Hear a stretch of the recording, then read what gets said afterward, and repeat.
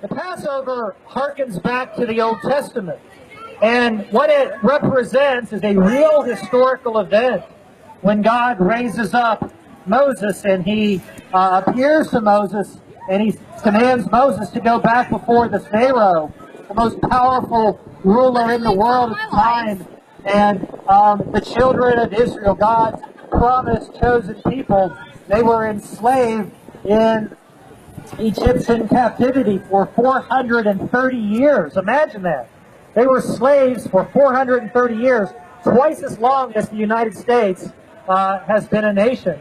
They were enslaved in Egypt, and God raises up Moses, and he says, Moses, I want you to go back and stand before the Pharaoh and command the Pharaoh to release the children of Israel, to let them go. And the Pharaoh, of course, refuses.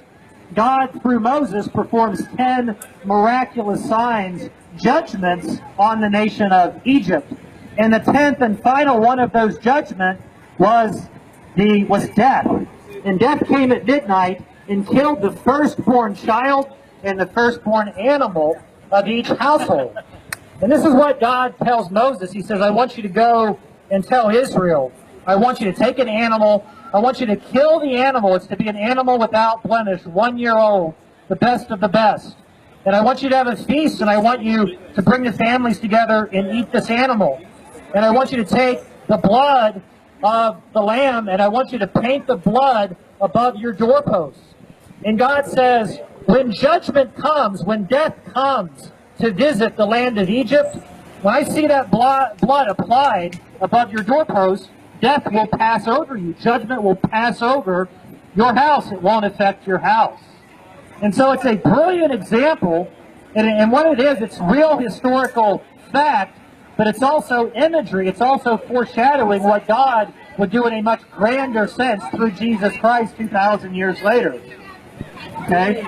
So God says, when I see the blood, I'll pass over. Judgment won't visit your house.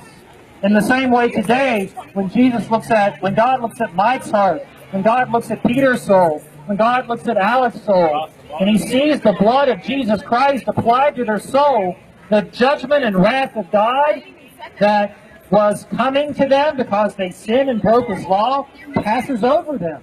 It's covered. It's atoned for. Jesus Christ is the factor, and his blood, the only factor that can make them right with God.